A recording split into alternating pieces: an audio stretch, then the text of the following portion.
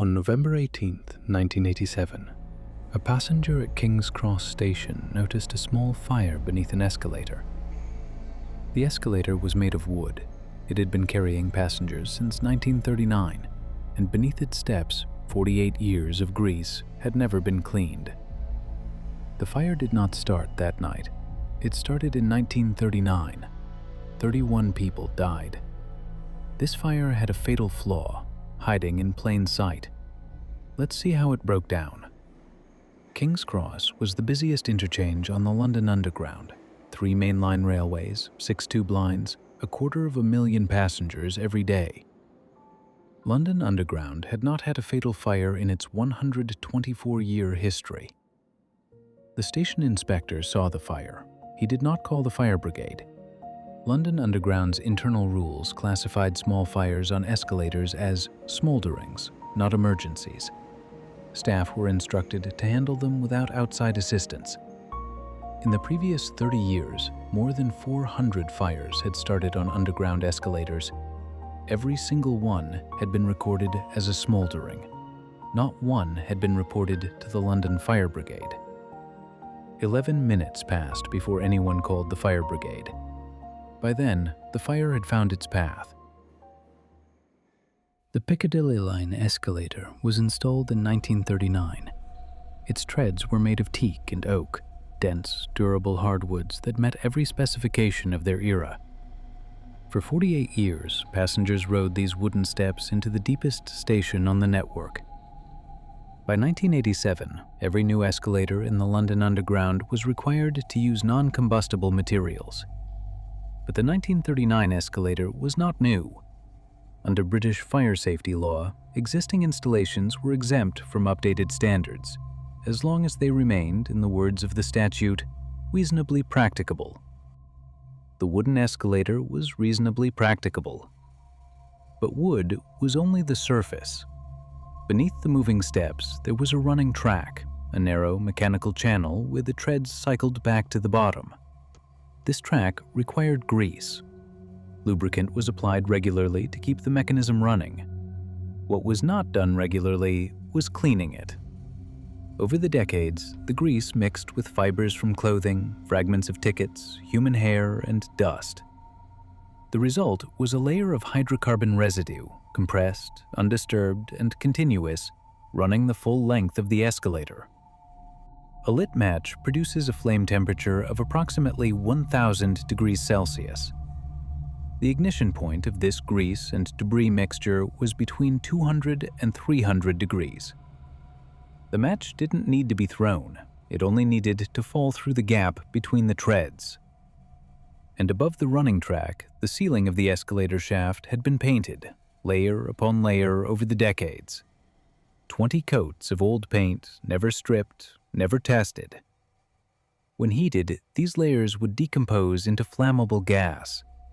The fuel had been accumulating since the day the escalator was built. So the fuel was there, wood, grease, and 20 layers of paint sealed inside a mechanical channel with no ventilation. But fuel alone does not kill 31 people. For that, you need a path. The Piccadilly Line escalator descended at an angle of 30 degrees. This was not unusual. Deep-level tube stations required steep escalators to bridge the vertical distance between the surface and the tunnels below.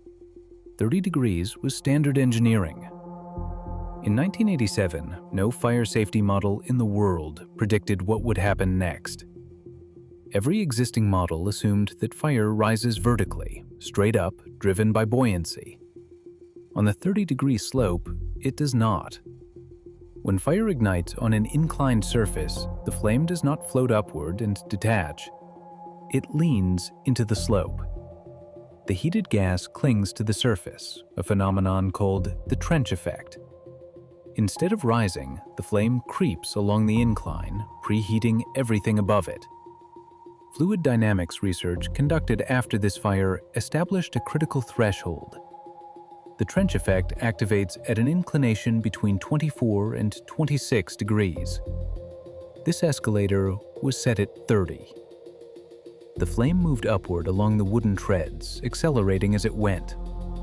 Each step it reached had already been preheated by the gas below, dried out, ready to ignite.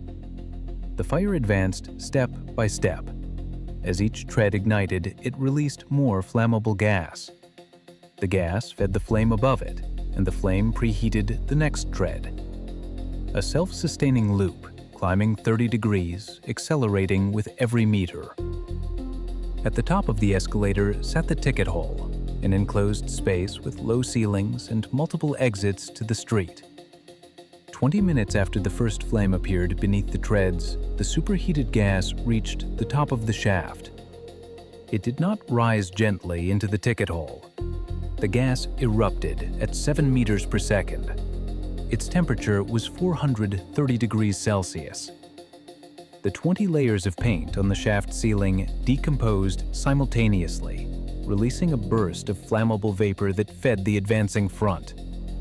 This was flashover. In the seconds that followed, the ticket hall went from a functioning transit space to a furnace. Visibility dropped to less than half a meter.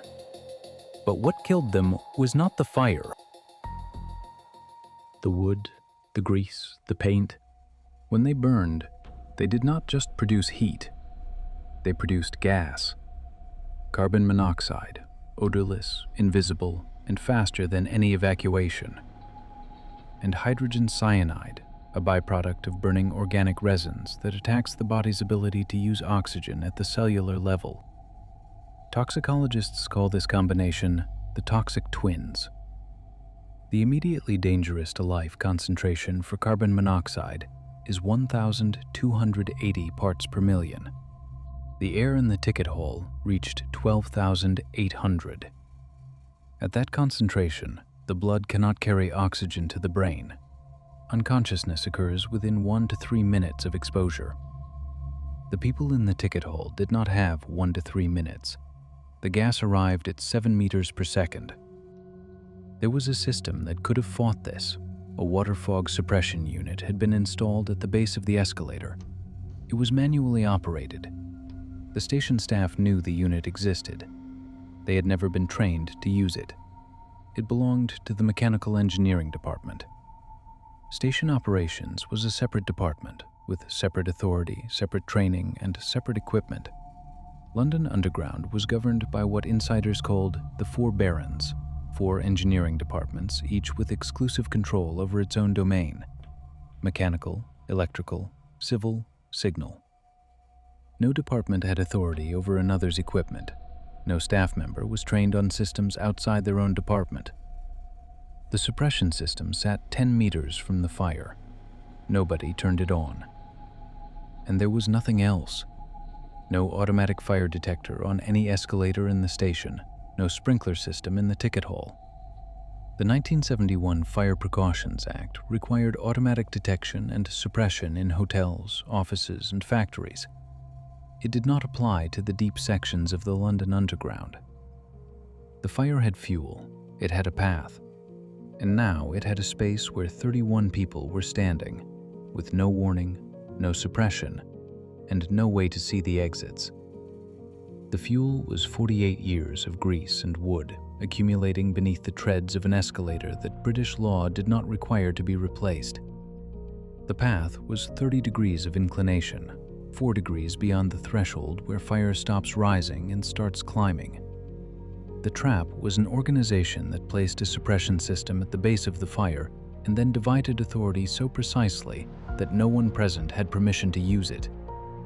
At 1945, these 3 facts converged at the top of the Piccadilly Line escalator. The physics did not require negligence. It required only structure. The inquiry was led by Desmond Fennell, a barrister appointed by the Secretary of State for Transport. His report, published in November 1988, contained 157 recommendations. The first was the simplest: remove every wooden escalator from the London Underground. Before King's Cross, existing installations had been exempt from modern fire safety standards under the grandfather clause, as long as they remained reasonably practicable.